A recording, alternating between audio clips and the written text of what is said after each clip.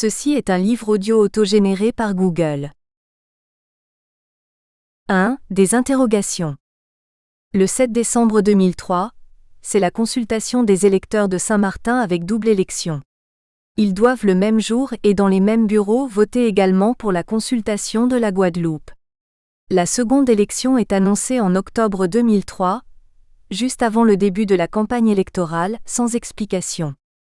Pourquoi les électeurs de Saint-Martin doivent-ils voter pour la consultation de la Guadeloupe? Pourquoi à Saint-Martin? Le choix des 5 leaders politiques, tous réunis avec quelques socioprofessionnels en un comité de suivi, se porte-t-il sur l'article 74, sans consultation préalable des électeurs? De toute évidence, c'est le seul choix possible, disent-ils. Pourquoi la présidente de la région en début de campagne, lors d'une émission radio du comité de suivi, appelle-t-elle par téléphone pour inviter les électeurs de Saint-Martin à voter en faveur de l'article 74, alors qu'elle préconise l'article 73 pour la Guadeloupe, l'Assemblée unie? Craint-elle un vote favorable à l'article 73? Pourquoi donc s'intéresse-t-elle tant à faire voter les électeurs de Saint-Martin pour le 74, alors que ce choix dément sa logique habituelle, bien manifestée lors des élections législatives de 2002, de garder Saint-Martin sous son protectorat? Quelle est donc cette nouvelle logique qu'elle affiche avec tant de conviction? 1. Scission de la majorité municipale. Pourquoi à 3 semaines de la consultation après que la presse ait annoncé que le maire de Certes-Martin se retirait de la scène politique, faisant ainsi de lui le dernier maire de la commune, il effectue une brusque pirouette? Il reste, titre la presse. On assiste en même temps à un éclatement de la majorité municipale en 3 groupements politiques. Un groupement comité de suivi, un statut pour Saint-Martin, sans le maire qui fera campagne pour le oui franc. Un autre groupement Horizon 2007, dominé par le premier adjoint au maire pour le non-oui. Et un troisième groupement Réforme et Responsabilité, dominé par 2 conseillers municipaux de la majorité pour le non-franc. Quel débâcle! Et puis c'est la valse. On change de partenaire. Horizon 2007 rectifie son tir. La presse a mal interprété ses intentions. Il est pour le oui responsable, pour sauver l'unité de la majorité municipale qui venait de virer au non. Personne n'a jamais publiquement révélé pourquoi. Un des conseillers municipaux du groupement en faveur du non-franc revire et passe au oui, avec le maire. On l'a trompé. Mais le nom du maire ne se trouve sur la liste d'aucun groupement politique. Cela lui permet-il de mieux virer et revirer? Tout cela s'est effectué en l'espace de 3 jours. C'est beaucoup de confusion pour une consultation si simple. Oui ou non pour l'évolution statutaire de Saint-Martin dans le cadre de l'article 74. 2. Perplexité du peuple. Que voulez-vous que le peuple fasse? Lui qui n'a reçu aucune réponse satisfaisante à ces questions préoccupantes au cours des 9 derniers mois d'information, plutôt de propagande, de la part du comité de suivi?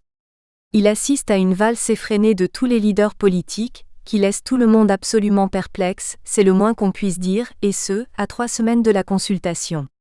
Puis, la presse annonce que le grand chef ne se retire plus, il a quelque peu réussi à calmer les esprits. La campagne référendaire se poursuit alors dans la sérénité, dominée par le comité de suivi, à peine suivi, très médiatisé pourtant sur les chaînes de télévision locales et les radios des 2 parties de l'île. Madame la ministre de l'Outre-mer, de loin, intervient dans ce branle-bas d'un ton un peu menaçant en ce qui concerne Saint-Martin et l'on comprend à la suite de ses propos que si Saint-Martin ne vote pas pour le oui, la commune de Saint-Martin retournera dans le droit commun, sans possibilité de se prévaloir des franchises historiques dont elle a bénéficié jusqu'ici. A-t-elle déjà oublié que le document d'orientation place Saint-Martin dans le droit commun de l'identité législative? Un peu étrange, cette intervention du 7 novembre 2003 devant le Sénat, réitérée par les partisans du oui pour tenter de remettre tout le monde sur le droit chemin. Madame la ministre n'a-t-elle pas dit que l'État n'interviendrait pas, et que c'était aux électeurs de décider? Pourquoi ce dérapage? 3. Les consultations. La date des consultations est fixée pour la Guadeloupe, Saint-Martin, Saint-Barthélemy et la Martinique.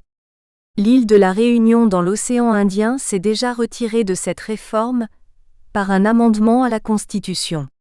Elle renonce définitivement à ses droits. La Réunion s'est exclue. La Guyane s'est débattue en vain pour avoir aussi sa consultation, mais les enjeux de l'État en Guyane semblent trop importants pour les laisser aux mains des Guyanais. La Guyane est exclue. On nous a bien répété que cette réforme ne concernait pas seulement les départements et territoires d'outre-mer. Tous les départements et régions de France et de Navarre étaient concernés. On s'est gardé d'expliquer à Saint-Martin à ce moment-là que la décentralisation était automatique, et que seuls les départements d'outre-mer étaient soumis à référendum consultatif. Il y avait en fait deux aspects. La décentralisation obligatoire pour tous, et le changement statutaire par voie de référendum consultatif pour les départements d'outre-mer. Le droit à la différence. Pourquoi vouloir régler le sort des départements d'outre-mer avec une telle précipitation, à l'exception de la Guyane? Si la Guyane peut attendre, pourquoi pas les autres? Et Saint-Martin en particulier, puisque la partie nord de l'île est sous tutelle depuis 1999, accusant un déficit qu'elle a du mal à résorber, malgré ses gymnastiques budgétaires annuelles, et que les recommandations de la Chambre régionale des comptes, surtout en ce qui concerne l'élargissement de l'assiette fiscale, demeurent à l'ordre du jour même en novembre 2003. Comment donc la majorité municipale, après avoir déjà voté l'augmentation du prix de l'eau, l'augmentation des impôts locaux de 15% et un emprunt en 2003, peut-elle encore pour l'année 2004 combler un déficit que la Chambre régionale des comptes a chiffré non à quelques 1 million d'euros et plus, comme l'indiquait le compte administratif, mais à quelques 8 millions d'euros? Comment donc la majorité municipale envisagera-t-elle le transfert de compétences du département et de la région, plus les 4 compétences d'État demandées dans le cadre de l'article 74 pour la fin de l'année, avec un tel déficit qui en réalité se chiffre à environ 20 millions d'euros, sachant que le compte administratif est toujours d'une insincérité flagrante? 4. Les études. Pourquoi la réalité de la situation financière de la commune n'a-t-elle nullement été prise en compte dans l'étude financière commandée par le comité de suivi, alors que le transfert de compétences est entièrement basé sur une réforme hypothétique du régime fiscal? Il s'agirait d'instituer une fiscalité indirecte, tout en gardant la fiscalité directe et en élargissant l'assiette fiscale, au profit absolu de la nouvelle collectivité. Ainsi plus de gens paieront l'impôt, même les illégaux, a précisé le document, et ceux qui paient aujourd'hui paieront moins demain, mais aussi ceux qui y échappent aujourd'hui paieront demain par civisme. Saint-Martin vers son évolution statutaire dans la République française. C'est aussi simple que cela. Peut-être trop simple pour être vrai. N'empêche que c'est avec cette argumentation que le comité de suivi, sous la direction du maire, a choisi de convaincre les électeurs pour voter en faveur du oui, dans le cadre de l'article 74. Entre-temps, les commerçants métropolitains envahissent les agences immobilières de la partie hollandaise de l'île pour y acheter leur résidence principale, frappés qu'ils sont d'un incivisme salutaire. Comment le maire a-t-il pu occulter la situation quotidienne de sa commune, dont il dit en être le gestionnaire? De l'oubli? De la mauvaise foi? Un désir de tromper? Et pourquoi? De la pure négligence? Que sais-je? Toujours est-il que dans ce comité de suivi, il était le seul élu municipal, donc le seul à même de savoir ce qui se passe vraiment au niveau de sa gestion municipale. Il aurait été de bon augure qu'une projection soit faite pour passer de cette situation de déficit à une situation plus favorable à la prise de responsabilité requise pour effectuer les transferts de compétences, même si celle-ci devait se faire progressivement, a-t-on dit, avec les moyens pour les accompagner. Cela a été sans importance pour le comité de suivi. 5. L'unité politique. Pourquoi tous les leaders politiques se sont-ils placés sous l'égide du maire pour expliquer à la population la question de l'évolution statutaire? Alors que son parcours, quant à sa volonté politique pour ce sujet au cours des 18 dernières années, s'est traduit plutôt par une ligne très brisée. C'est avec brio qu'il a ramené tous les leaders de l'opposition sous sa maîtrise absolue. Et c'est une prouesse dont il s'enorgueillit aujourd'hui, sachant très bien que la base des partis n'a jamais été impliquée. Il est plus facile d'influencer 3 personnes que des centaines. Ces leaders de l'opposition ont été très dociles et conciliants, même si tous les propos du maire ne reflétaient ni une parfaite maîtrise du sujet, ni les principes de leur parti. L'essentiel était de ne pas le froisser.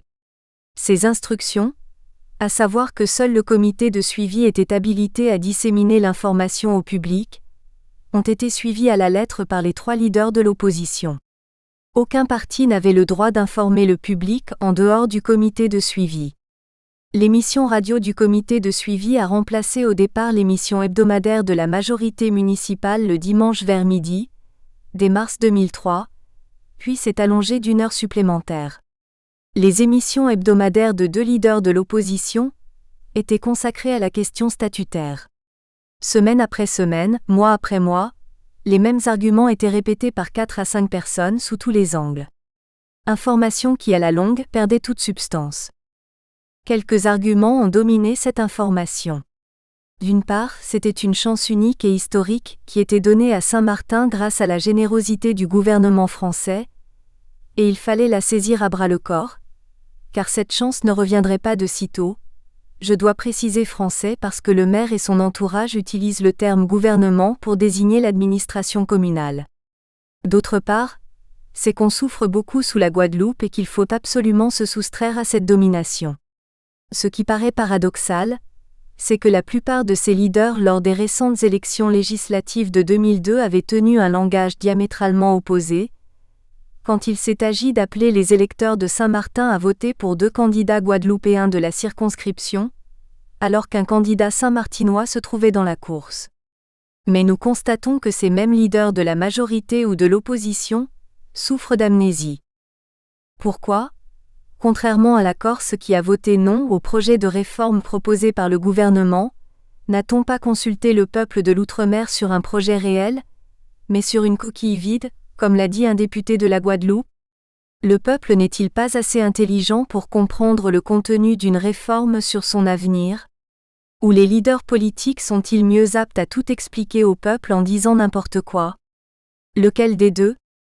Au début, le peuple a entendu dire qu'il serait invité à un référendum, puis après la visite des élus et des socioprofessionnels, locaux cette fois-ci à Paris en juillet 2003, tout ce beau monde précise que le peuple sera consulté.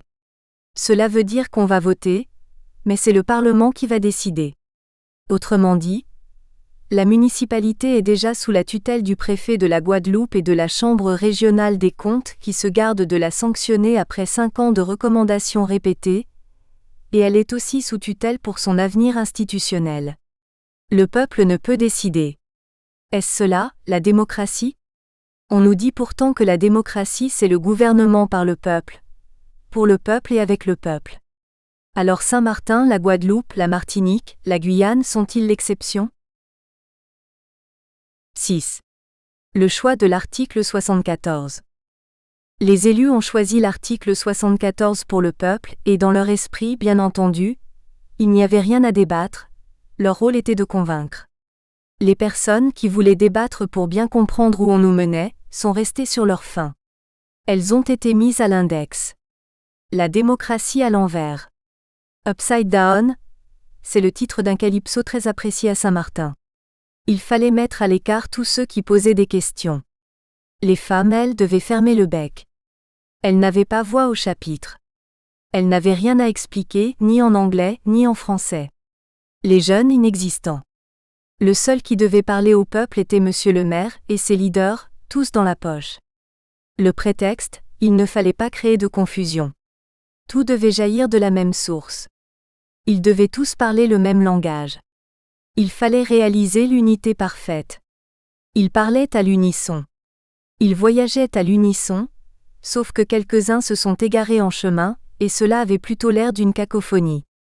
Le technicien a dû se demander ce que tout ce beau monde venait faire au ministère.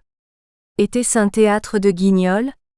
Ils ne se rendaient même pas compte à quel point ils étaient ridicules. Dans leur précipitation d'emmener le document d'orientation, une autre coquille vide, à Madame la ministre, c'est ce qu'ils nous ont fait croire, ils ont oublié que le conseil municipal existait. Ils croyaient que la délibération de février 2003, votée à l'unanimité moins une voix, suffisait à leur donner accès définitif au ministère. Ils ont même dit alors, que ce sont eux qui vont préparer la loi organique avec les techniciens du ministère. Madame la ministre les a retournés à leur conseil municipal, pour délibération. L'avis fut donné avec réserve. Confond-on avis et négociation ? L'article 74 dit que ce statut est défini par une loi organique, adoptée après avis de l'Assemblée délibérante, en l'occurrence le conseil municipal. En effet, avant l'avis du conseil municipal sur la loi organique, il y aura négociation avec les élus sur le texte ou tout au moins, c'est ce qui a été dit. 7. Les rivalités électorales. La période d'avant la consultation des électeurs devait être, selon les leaders du comité de suivi, apolitique, mais dès la 3e semaine avant la consultation tout a viré. Les tractations politiques ont bien secoué les fondations de ce comité, qui a commencé à perdre toute crédibilité, voire sa raison d'être. Le flou, l'absence de communication a régné pendant des semaines, puis se sont ajoutées les querelles politiciennes en vue des candidatures aux élections régionales et cantonales de mars 2004. La Guadeloupe ayant massivement dit non à l'Assemblée unique, à l'article 73, les leaders politiques saint-martinois ont été pris au dépourvu et n'ont pas envisagé le dénouement de ce résultat. C'est la panique à Saint-Martin, ce qui a contribué à disloquer les rouages du comité de suivi et les relations unitaires des leaders. On n'a plus entendu parler du comité. Son glas avait sonné. La population est confrontée non à des leaders unis pour le statut, ou la statue, mais à des candidats féroces, résolus à garder leur place pour les 6 ou 8 mois prévus par eux, et de nouveaux candidats décidés à la leur ravir pour les mêmes 6 ou 8 mois. Pourquoi cet acharnement ? Les uns prétextent qu'ils n'ont pas fini leur travail et supplient la population de les garder à leur poste pour négocier la transition. Les autres qu'ils avaient besoin d'une légitimité élective pour négocier le statut de Saint-Martin à Paris. Ainsi ils se devaient d'être élus et pas n'importe quels élus. Lors d'un voyage à Paris, ils ont obtenu l'investiture de l'UMP, le parti du président de la République, qui fait un cadeau aux Saint-Martinois de leur évolution statutaire tant désirée. Même désunis, le statut les unissait. Puis il y avait les candidats, dont la candidature justifiait la seule légitimité de démocratie et de liberté pour tout citoyen de contester une élection. La motivation de ces derniers était compréhensible. Le discours unitaire des mois précédents s'est substitué à un discours politicien, sans raison justifiable aux yeux du public, obligé maintenant de choisir un candidat dans la mêlée. Sans préparation, c'était pour le moins confus. C'était à ne rien comprendre. Soudain, chaque leader était le seul capable de mener à bien le projet statutaire même dans des élections régionales et cantonales, qui ne concernaient pas directement la loi organique de l'article 74. Car pour la population, pendant des mois sur tous les tons, on l'avait rabâché qu'on ne voulait plus être rattaché à la Guadeloupe,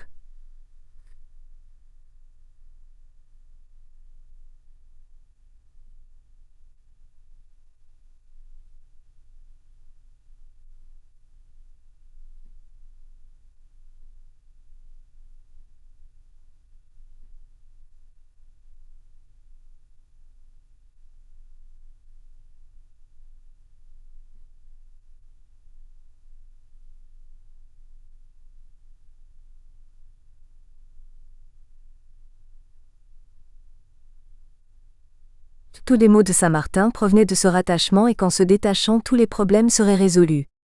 C'était aussi simple que cela. Alors pourquoi cet acharnement pour rester ou devenir conseiller général, pour se retrouver sous la même domination et oppression tant décriée la veille ? Ces leaders ont surtout fait preuve de grande immaturité dans leur approche de cette situation, dont la complexité provenait surtout de leur manque de vision. C'est l'impression laissée à ceux qui réfléchissaient. Cette période se termina donc dans la plus grande hypocrisie. Le peuple interloqué, impassible, ne savait plus à quel saint se vouer. La campagne électorale pour réélire un conseil régional et un conseil général de la Guadeloupe se déroula dans un branle-bas de promesses électorales irréalistes, de bilans pompeux, et de confrontations de bas niveau entre les candidats. Les candidats de la gauche à la présidence de ces deux assemblées ont fait le déplacement pour soutenir leur poulain de Saint-Martin, et promettre à la population la lune, leur accompagnement sans faille pour leur permettre de réussir le passage à l'article 74. La gauche locale a usé du soutien visible des grands de la Guadeloupe pour interrompre avec violence une intervention radiophonique de la Grande Dame. Après les élections, le discours était tout autre. Et je ne saurais passer sous silence la campagne électronique d'une infamie dégradante et humiliante, menée à un encontre de cette grande dame de la Guadeloupe, qui a porté atteinte à la dignité de toutes les femmes, mères et jeunes filles antillaises, et qui a rabaissé tous les hommes antillais. C'est une honte et une horreur qui, je l'espère, ne se reproduira plus contre quiconque. 2. Saint-Martin, commune spéciale de la Guadeloupe. Jusqu'à la fin des années 70, la partie française de l'île de Saint-Martin est caractérisée par une vie paisible et sans événements. Elle reste la zone verte, lorsque l'industrie touristique de la partie hollandaise atteint son apogée glorieux au début des années 70. Mais cette commune, moitié d'île, intégrée à la Guadeloupe depuis la loi de départementalisation de 1946, ne peut subvenir aux besoins de sa population qui s'est vue obligée d'émigrer dès le début du XXe siècle aux États-Unis, aux îles Vierges américaines, à la République dominicaine dans la ville sucrière de San Pedro de Macorís surtout, puis plus tard à partir des années 40 à Aruba et à Curaçao, en particulier dans les raffineries de pétrole de Lago et Shell respectivement. Par ailleurs, on retrouve des Saint-Martinois un peu partout dans la Caraïbe francophone ou anglophone en plus petit nombre. Certains de ces immigrants travaillent pour leur propre compte dans les métiers traditionnels de l'époque, à savoir restaurateurs, commerçants, boulangers, charpentiers, maçons, tailleurs, couturières, gens de maison, entre autres. Cette immigration a pu être saisonnière pour certains ou a duré pendant un certain nombre d'années pour d'autres, jusqu'à ce que ces pays d'accueil restreignent le flot d'immigrants pour des raisons de protectionnisme national ou de licenciement économique. Cela a été le cas respectivement en République dominicaine dans les années 30 pendant la dictature du président Trujillo, puis à Aruba et Curaçao dans les années 50 lors de l'automatisation des raffineries de pétrole. 1. La période coloniale. La partie française de Saint-Martin n'est dotée que d'une administration succincte, le garde champêtre, le maire et son conseil municipal, le juge, le gardien de prison, le greffier notaire, le percepteur, le facteur, 2 ou 3 gendarmes et souvent c'est un notable de L'. Il qui faisait fonction de juge ou de greffier entre 2 affectations distantes de juge ou greffier notaire venus de la Guadeloupe, tel juge Bellegomme, juge Ferdinand Turpin, greffier notaire maître Timothée Ronel, maître Maximilien Doucement ou de la France dans le cas du juge Bernard Branger à la fin des années 50. L'île est restée sans hôpital et sans médecin résident pendant longtemps. Première et Deuxième Guerre mondiale et après, Dr Joseph Pita y séjournait de temps en temps, ainsi que Dr Zazal, les habitants se rendant à Saint-Kitts ou à Porto Rico pour se faire soigner et nombreux sont les enfants naissant en partie hollandaise de l'île ou ailleurs. Très tôt, à partir de 1864, sous l'impulsion du maire protestant d'Ormois et du secrétaire de mairie Lambert, un instituteur et une institutrice de la Guadeloupe ont remplacé les frères de Plohermel et les sœurs de Saint-Joseph de Cluny, imposant ainsi uniquement une instruction laïque aux petits écoliers de Marigot et de Grand-Case. À partir de février 1963, l'île comptait, en plus, un sous-préfet et un secrétaire général. Tout cela cadencé par la vie quotidienne des villageois, des commerçants du bourg, des pêcheurs et éleveurs de bétail, des nombreux artisans du monde rural et des marchands ambulants. Les habitants circulaient sur toute l'île sans aucune restriction de nationalité, et puisaient indifféremment dans les ressources de l'île, comme le dit le traité de 1648. Article V que la chasse, la pêche, les salines, les rivières, étangs, eaux douces, bois de teinture, mines ou minéraux, parérades et autres commodités de l'île seront communs pour subvenir aux besoins des habitants.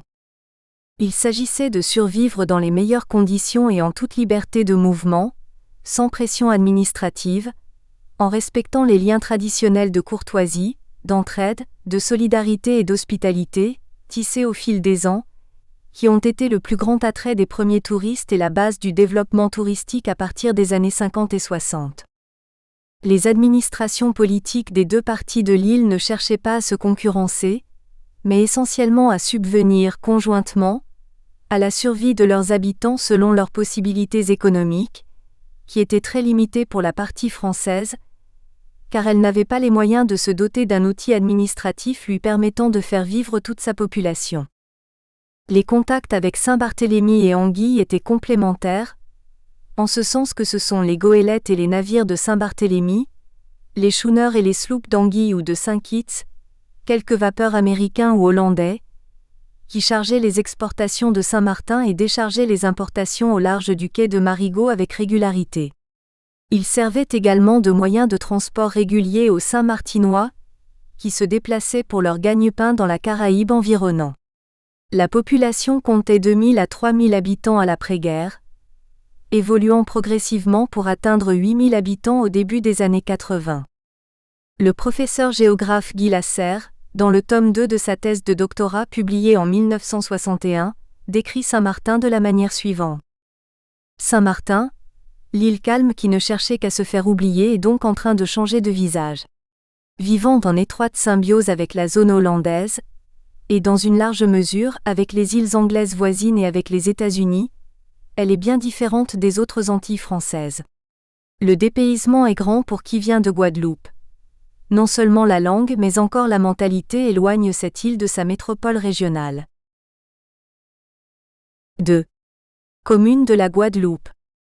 Déjà au cours de cette période, l'administration lointaine de la Guadeloupe incommodait énormément les habitants de Saint-Martin, quand il s'agissait de remplir des formalités administratives rudimentaires, passeport, carte d'identité, permis de conduire, immatriculation de voiture et autres, puisque les déplacements devaient se faire par voilier et selon la force des alizés, le voyage pouvait durer jusqu'à 4 jours avec escale à Saint-Barthélemy ou attente prolongée en cas d'intempéries pendant l'hivernage.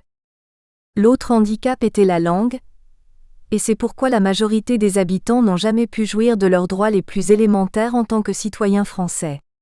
Les habitants ont donc été obligés de se tourner tout naturellement vers les îles proches qui parlaient tout anglais, même Gustavia à Saint-Barthélemy, dépendant beaucoup moins de la Guadeloupe et les éloignant d'autant plus du centre administratif guadeloupéen.